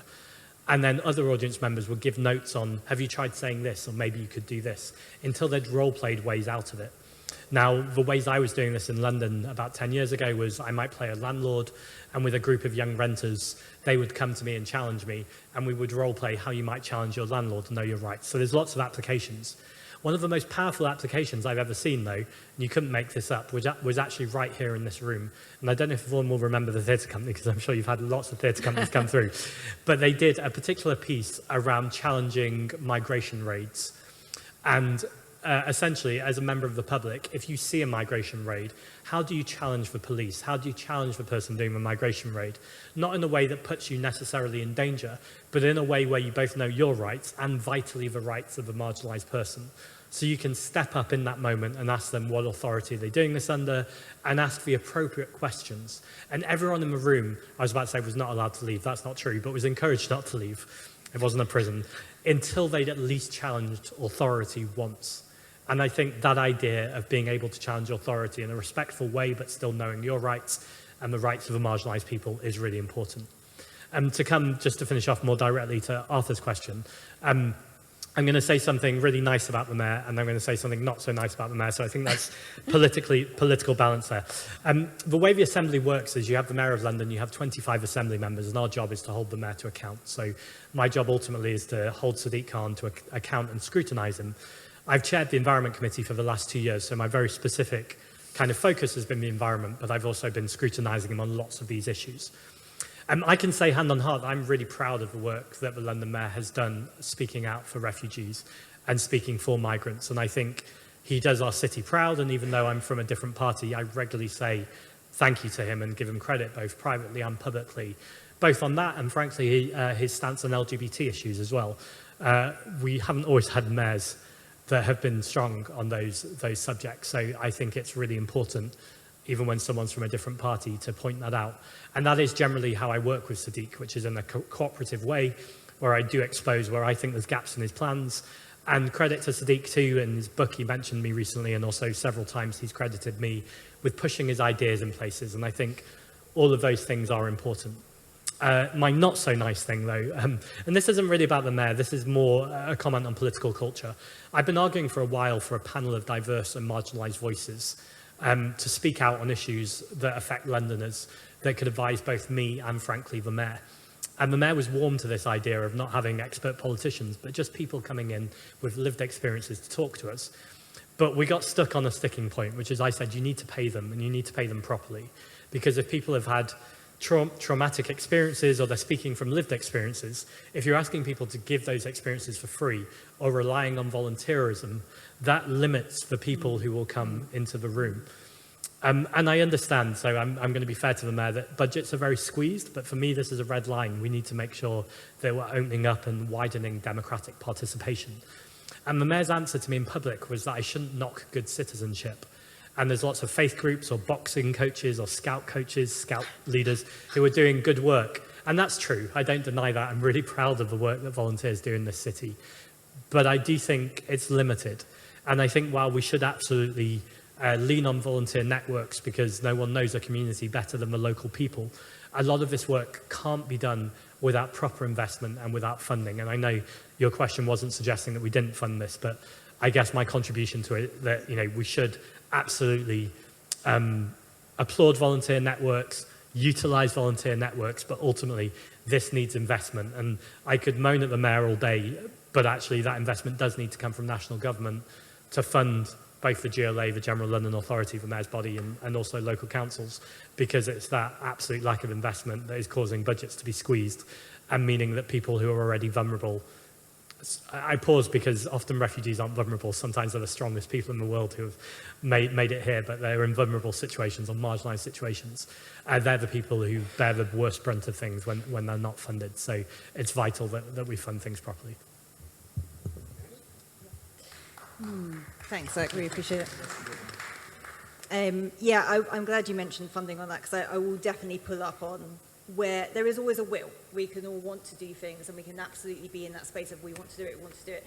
But when we have to be realistic as well, that we are living in a time which is very difficult financially, and as we said before, with any incoming government, the finances are going to be very difficult for any immediate changes. But you're absolutely right. Funding has to come from national government. And I like what you're saying about arts and bringing people together. So I'm a bass player myself. Actually, Julie and I, which is full disclosure, Julie and I know each other really randomly from working in the Balkans, doing a lot of kind of youth work, exactly. So, and often that's where I played a bit of bass. But we've engaged, and we know from that, art, music, food, it brings people together. The importance of local organisations that know. But without that funding, and of course, I'm sorry, I'm going to have a dig at the government now. That's a job. I'm a Labour councillor. With cuts to kind of arts, cuts to music, we've seen it happen, cuts to VCS. It is really difficult, and I can't stress that enough. It's not an excuse. It's not an excuse, but I cannot stress it enough how difficult it is to resource properly when you're always thinking, oh my goodness, where's the next check coming from? I mean, we all know it. If you rent, if you go to a shop, how am I going to pay my bills? So that, I just want to put that aside, but absolutely agree. We should be resourcing properly. You should be paying people properly. I agree. As a musician who's been asked to play at things without being paid, I would say, you should pay people properly. And we do want to see them, and that is part of the partnership and why, voluntary community organisations are so powerful. And you've mentioned, LGBT support, and I think often they're the organisations that know better placed than anybody else how to reach somebody or how to help them, or whether that's a mosque or a synagogue or a church that's reaching a faith group as well. These are the people with the expertise on the ground that know how to reach or talk to people, not necessarily an elected politician in a suit who's trying to make a speech like now. So, we actually need to kind of engage properly. On the hostile environment, I mean, there is so much to say. There's so much to say about whether that's go home bans, whether that's right to work checks, or whether that's bank accounts being closed. What I do want to flag, Arthur, is very much on, we didn't touch on it tonight, but around no recourse to public funds. That has been part of a pervasive policy, which I would even go so far as to say a little bit racist, in terms of who it affects. Within that, designed essentially to say, well, if you come here, you shouldn't rely on benefits, blah, blah, blah. A lot of people who have had that no recourse to public funds are in work. They are working, they are paying their taxes, they have a family, and they can't access. And we saw that through COVID, particularly, where people were being forced to work 3 or 4 unsafe jobs, having to go into situations where they could contract COVID because they couldn't get access to benefits, quite simply. And that I think was, again, an atrocious part of a policy. It is regressive, it hasn't been working properly as it should. It keeps people trapped, and it disproportionately affects women, particularly those that are suffering from domestic violence at times as well, who are not able to access the right support. And I know for councils it is such a bugbear as well, because again, you want to help and then you're told, well, actually this person has no recourse to public funds. It's very difficult then to get them the services. Again, as a Labour councillor for Islington, I'm really proud that we stood against the government under COVID, and we were able to actually help people get them off the street who had no recourse to public funds. And we did that, even though there was some arguing with the government on guidance as to what you should or should not be doing in that situation. But I would say that for me is an area that needs to be looked at in a hostile environment. It costs councils a huge amount of money. It affects people's lives. It's not right. And it is regressive and needs to be looked at again within there. On public polling, yeah, we always talk about this in public polling. There's what's called the middle, isn't it? It's the balance of the middle, the silent majority, who might have very rational concerns, but aren't the kind of loud, shouty people that, are going to make a YouTube video. Or they're not the kind of what we call the liberal left in that sense, who are equally loud. But we tend to hear, those who shout loudest get heard, right? And that's unfortunate, because we don't hear the people who I think of as like my gran. There's someone that was brought up, she's, a cleaner all her life in Nottinghamshire. So, I was born in Nottingham, in the so-called Red Wall, as it were, cleaner, no money, in the middle of Newark, but is not a racist. She's not a racist. She very much welcomes all of my friends who've come from the Balkans in. She's welcomed people to come in from Turkey and everywhere else. She actually has some concerns because she's from that generation. But when you talk to her and when you engage on refugees and migrants, she's very, very open. She's now, 88 and very sadly has dementia, but when they're prime, she wanted to engage. And I would call that the target group of that kind of middle, that person with those slight concerns who you wouldn't normally think of, who get told, oh, they're the Red Wall, they must be, all racist, blah, blah, blah. It's not true. I get annoyed as someone that grew up in Nottinghamshire about this. It's not true. But again, it's engaging with those people who have legitimate concerns about left behind areas. I think you've spoken about this, who don't necessarily know how to phrase some of that and what to do. So how do we mobilise? This is probably more Julia's area, but how do you mobilise that silent middle to be engaged? How do we get them out speaking? And it also depends on the question. I'm a social scientist and I know this from politics. It's all in the way you phrase a question. Yeah. You say to someone, oh, do you want illegal migrants, should illegal migrants be here? No. But do you say to someone, should people flee for safety and have safe routes? Yes. Should people have, access to benefit? No. Should they have the right to work? Yes. So it's all in the way that you phrase a question, and I think that's also part of the problem, is some of the polling can be led, it's a leading question, as we'd say, and we've seen that on things like Rwanda. Rwanda is actually a very unpopular policy, but the way a question is phrased is absolutely why you get some kind of spikes in how politicians respond to that. And the second one was about, the last question was very much about, dispersal or, other schemes, a resettlement scheme, Afghan scheme, Ukrainian scheme, other people feeling a little bit left out of the system. Yeah, I would too. I would too. And Why do we do it? I don't know. Is it easier for one group than another? You could say this, we haven't talked about tonight, for example, the Hong Kong British National Overseas Scheme, which has far more people come in than come by the channel. The B&O scheme, nobody has spoke about it. It's not in the press. Is there a reason for that? Is there a little bit of a kind of undertone about, well, people from Hong Kong they've paid for this scheme, therefore, they have a bit more money, we're okay with that? So is it because polling has shown that some people from Hong Kong tend to vote Tory? I remember having a discussion about this with my boss in Manchester. I was like, be careful, everyone's coming into sale. She was a Labour politician there. But, again, it's interesting that different groups are viewed slightly differently than, say, someone, you mentioned it as well, come from Sudan or Eritrea, you came by boat. But, if you look at the statistics on people coming by boat, in terms of who has come, now you've got people from Afghanistan. But surely they should have come through the resettlement scheme, right? So how come they're on a boat from Afghanistan? What's going on here? Why do we have people from Iran who are fleeing on religious persecution grounds, who will have a high grant rate? Why are they not viewed the same way as those coming from Hong Kong or elsewhere, or Ukraine? So it is a really difficult one. It's something that I know a number of you'll absolutely campaign for, and others will campaign for in terms of safe routes, and looking for different schemes to come across. Sudan was a classic one. There's a war going on. How do we bring people over? Turkey, when the earthquake hit, a lot of us were campaigning to say actually there should be an emergency visa in that situation. Germany did it, Belgium did it, other countries did it. They saw it as an extension of humanitarian aid to bring over a visa. So it is a really good question, and I find it very hard when people ask me about this because, what can you say? Yeah, you are treated differently. I'm sorry. It is really, really difficult. And I think, again, as a politician looking at it, we have to have a really hard look at ourselves and look at actually what it is that we want as a nation, what do people really want, and what is it we're trying to achieve. Would you like to? Well, the only point I would add to these two is I think Hong Kong, because of the political situation and the fact that it was British until 1997, I think we have to accept that we do have a moral responsibility towards people. And obviously many Hong Kong people have, I happened to have lunch with a Hong Kong family actually on Monday.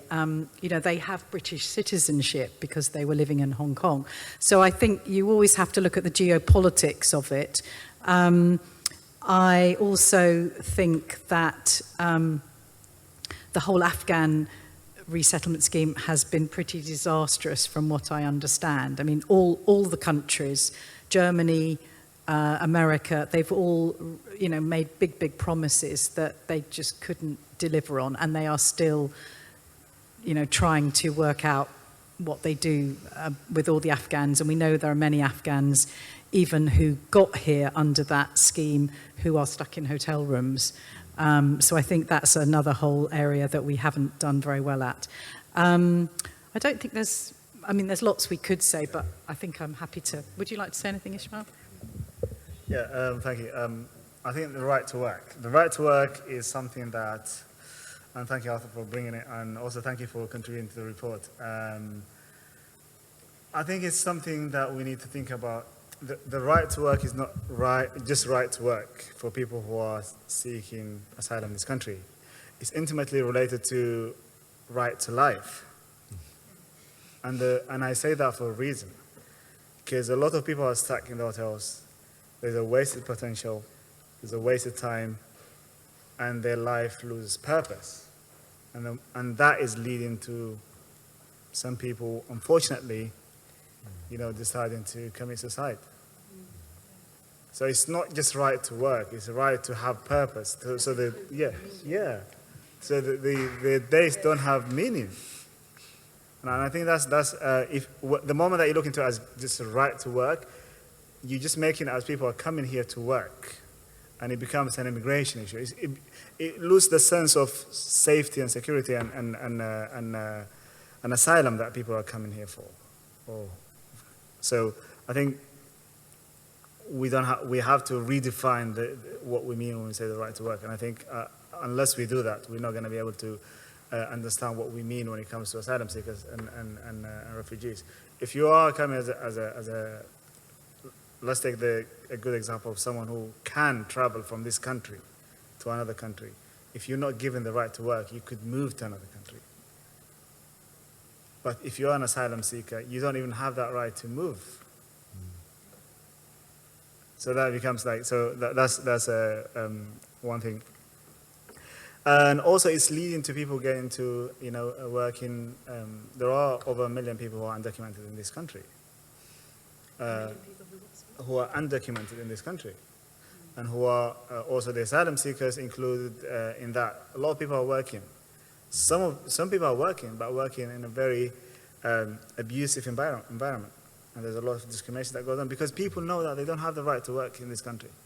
And instead of people just working and paying the tax, they're contributing to society, they're not. And who's benefiting from that? The society is not benefiting from that. The government is getting any tax out of that. And the people are being, led into a form of perhaps modern slavery. And that's one thing that we need to kind of, when we make this argument, it's not just a right to work. There are so many layers to it that we need to explore before, just making it a right to work. Or, I think in terms of the discourse, I would say there is always a gap. If you look into Britain's history, there's always a gap between what the institution is saying and what people want. What we hear quite often is that this is what the British people want. And the question is this what the British people want? I would argue no, that's not what the British people want. That's what the politicians would like us to think that that's what the British people want. And looking at the Home Office historically, the Home Office hasn't been positive when it comes to migration. Historically, even the change of names that we're talking about, even before that. But if you happen to visit Liverpool Street, for example, inside the station there is a Liverpool Street station. Inside the station there is a statue of a boy and a girl, and outside I think there's a statue of a family as well, related to each other. But this is just to signify the kids who were saved from Nazi Germany. The kinder transport. Yeah. And this was not done by the government only, it was done by the people. Yes. And I think we can do something, we still can do something. Although the government might have the power, we can do something. In terms of individual schemes, I think one of the recent things that I was involved with is the petition asking the government to bring people from Sudan after the war broke out in April this year. Unfortunately, the government's response, you can read it for yourself in the website, it says, the Sudanese case is not the same as Ukraine, so there was a comparison that was made. So it's not the same as Ukraine. And unfortunately, I think I should say this, it's a very racist approach that the government has. And not only this government, but throughout so many governments around Europe. And that's all I could say about it. So I think it is a racism against countries who are not necessarily, similar to us in this country. So, Okay. yeah. I'm really aware that you can spoil a good meeting by going on too long. So what I suggest we do now is just, if anybody in the audience wants to say one sentence, anything that you're going to take away from tonight, just one sentence, and then I'll ask each of the panel members to say what is the best idea that has come out of tonight's discussion. So anybody want to say one sentence to say what you're taking away from tonight? I think going back to trying to persuade people to see asylum seekers and refugees as human needs to start in schools. We should make it a policy that all schools should teach about refugees and the plight of refugees, because children are the best form of educating everyone else. When they come back, they go home, they speak about their day, and when they talk about refugees, their families can then see a more humane picture. Thank you. That was really helpful contribution, but it was more than one sentence. So the next one we're going to have one sentence. One over here, yeah? Hello. Hi. I'm Mustafa. I'm from Sudan. I'm wondering the chance the government he gives a chance from asylum seeker, like when you stay in a hotel or hostel, you don't have like activity, even like no TV, no library, no anything. So I ask if you have chance people who is in a hotel, like the government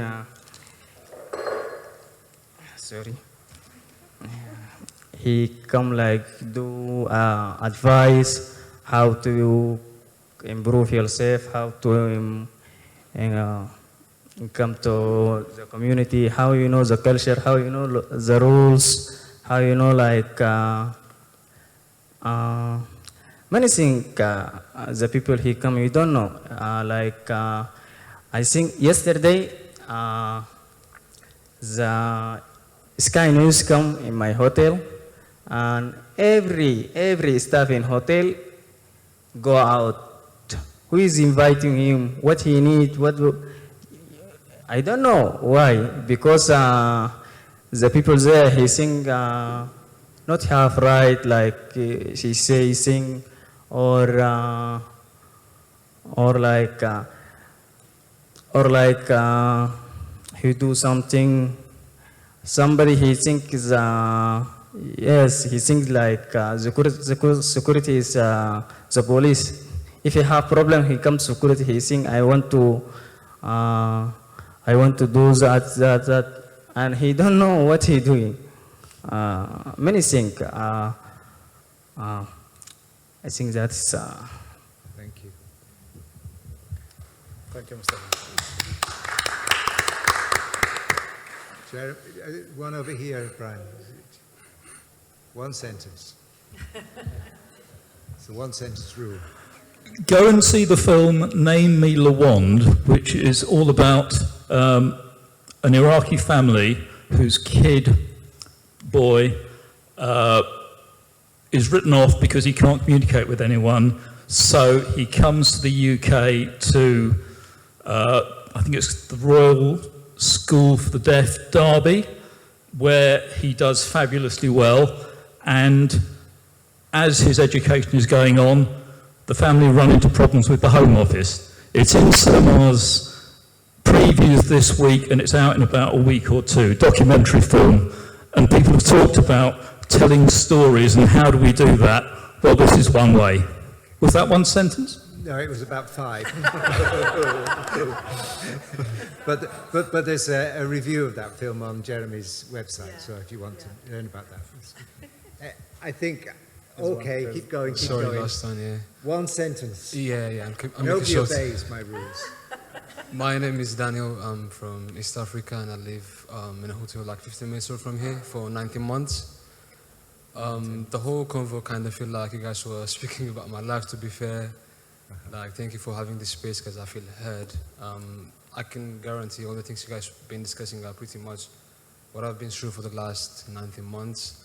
I gasped a bit when Zack said East Africa is going to be inhabitable at some point, because that's where I'm from. But yeah, thank you for having this. Thank you so much. Thank you. Thank you. Okay. One sentence. Yeah, please do. Me and my colleague here work for a charity called Cllr.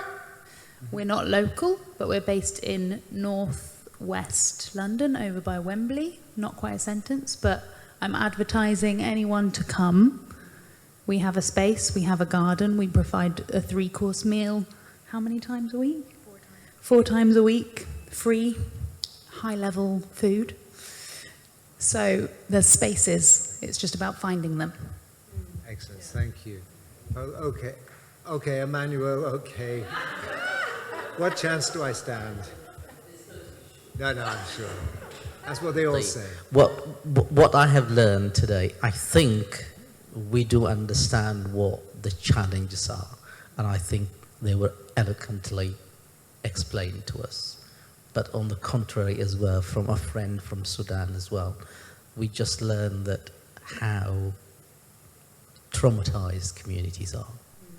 It's just a television company coming to your place is a frightening thing, rather than I'm talking to Julia now, journalists coming to a hotel. That is a scary thing. Yeah. But we do know the problems, and I think we can have the solutions. Thank you. Was there one more? Did somebody say? Just one more, and then we'll go to the panel. Yeah. No, but it's clear these are all very, very important contributions. Thanks. No, I will be very brief and conclude.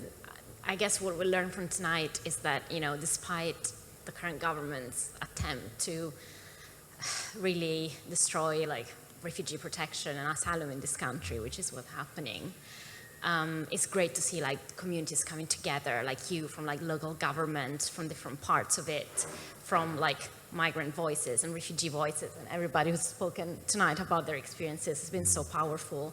The media, and how we can, even if central government is going to one direction, we can all do our bits in our own individual life, and just universalizing the experience of people. I really like Heather's points that we're all residents of this local community, and there is a lot more that unites us, and we're all trying to have an attempt of a decent life. So I think on this note, this is what this talk has left me with. That's very positive. Thanks, everyone. That sounds like a good place to end. But I ask the best thing that you've thought of from this evening.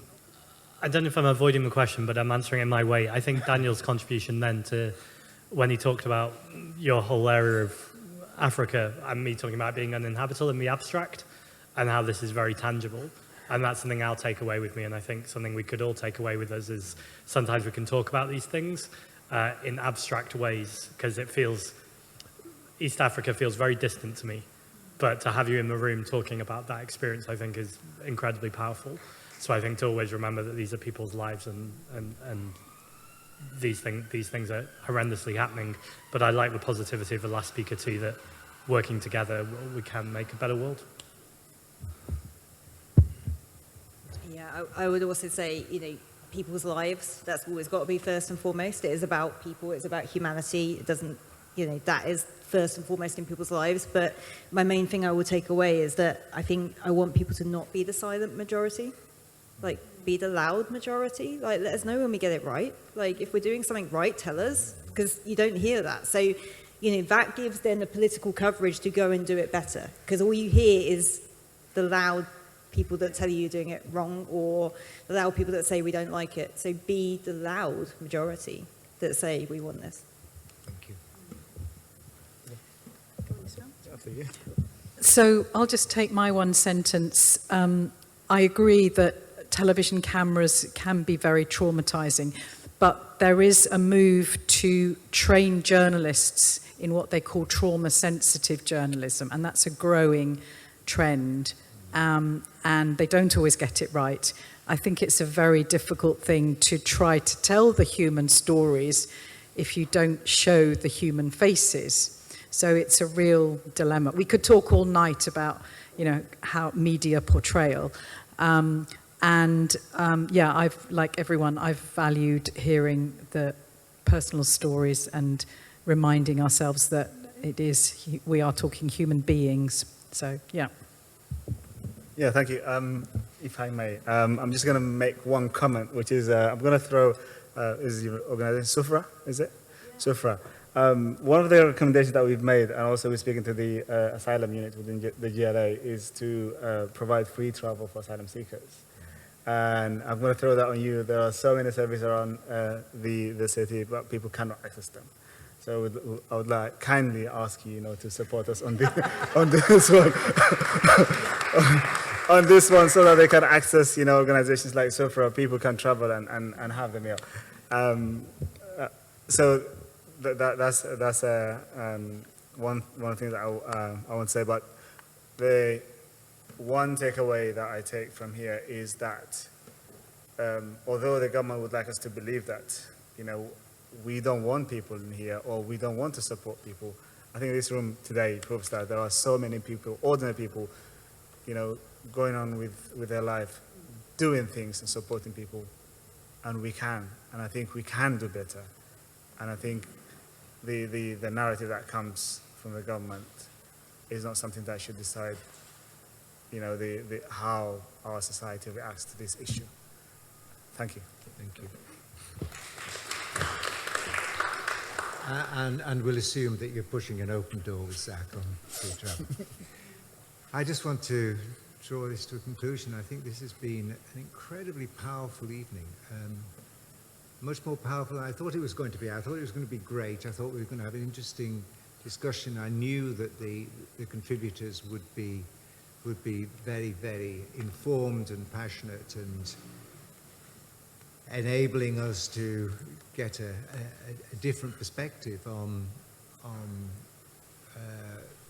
how we approach the reception of new residents into our neighbourhoods and communities.